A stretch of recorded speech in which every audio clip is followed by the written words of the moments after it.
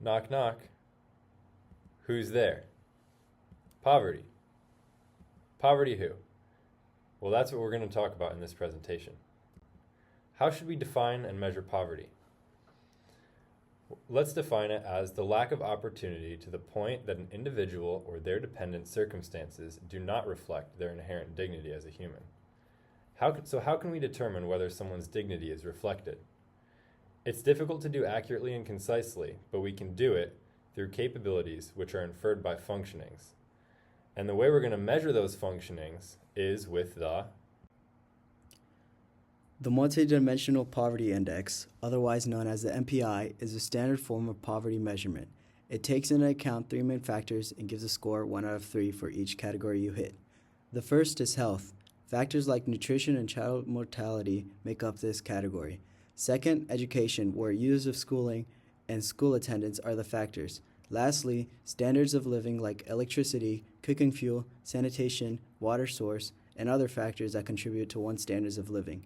If the score is greater than or equal to 1/3, then a person is considered in poverty. The MPI can be applied to all parts of the world and is the only poverty index that puts a strong emphasis on the capabilities that a person has by measuring functionings. So, how does the capabilities approach relate to the MPI? Let's start by talking about what capabilities are. According to Nussbaum, they are the answer to the question, what is each person able to do and be? She has a list of 10 of these capabilities that have to be fulfilled for someone to, quote, live a life worthy of human dignity, end quote. Unfortunately, these capabilities are hard to measure and express concisely. Nussbaum's framework was more of a theoretical one. But the MPI gives us a close approximation of capabilities. It measures functionings, which can be used to infer capabilities. Some of Nussbaum's capabilities correspond to the functionings that the MPI measures. If these functionings are present, it is signified that the capabilities were present as well. What is less obvious is that functionings may signify capabilities other than the ones they correspond to as well. For example, if everyone in a given family is well nourished, they presumably have the capability to hunt or go to the store to get food. Therefore, the MPI can help determine whether someone is living a life worthy of human dignity by giving us a rough approximation of capabilities inferred through functionings. Then, a poverty threshold is determined, and we can measure poverty because we have this rough approximation of capabilities inferred through functionings. What's a counter to the MPI?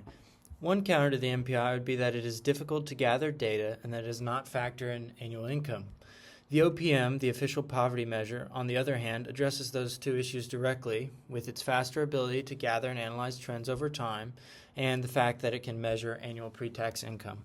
Chen states that using this measure, it is relatively easy to compare poverty rates over a long period of time and to estimate populations that are income eligible for public benefits.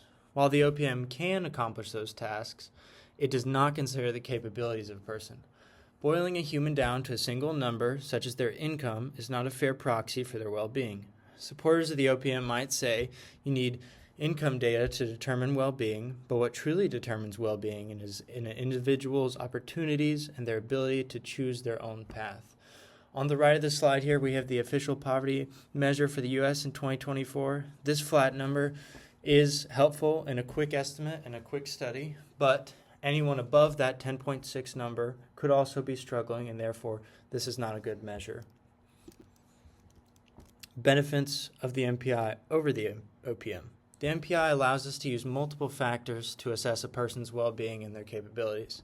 This approach gives a holistic view and can show us what someone who experiences other challenges is going through. For example, a family in one country could be making $2,000 a year and have better access to clean water, schools, and nutritious food sources, while another family making $5,000 a year could be without those opportunities. Based solely on income that the OPM uses, the second family is quote-unquote doing better than the first, but in reality they have less capabilities and therefore less functionings. Now, Rector believes poverty in the context of modern America is overclassified. He states that the U.S. Census reports exaggerate numbers and points out that the amount of people in poverty has remained stagnant. Rector quotes James Q. Wilson in saying, The poorest Americans today live a better life than all but the richest persons 100 years ago, and states that today's poor has a car and air conditioning, 2-color televisions, a video game console, cable or satellite TV, a DVD player, and a VCR. The material wealth Rector is using to compare his understanding and the government's definition of poor is only a portion of what makes someone live in poverty. However, using what someone has and not acknowledging what they don't is not a stable argument to argue whether or not someone is in poverty. Having non-essentials does not take away the ability to access food, have a stable job, or anything else that contributes to the capabilities of a person. Additionally, Rector argues that although poor households were less likely to have air conditioning in any given year, the share of households with air conditioning increased steadily for both groups over the 25-year period. By 2005, the two rates converged as air conditioning became nearly universal in U.S. society. He also states, because central air conditioning is more expensive than window units, it is less common in U.S. society. Nonetheless, the share of the general population and the share of the poor households with central air conditioning have increased at a similar pace for the past 25 years. However, in 2005, it was very difficult to avoid the modern air conditioning unit.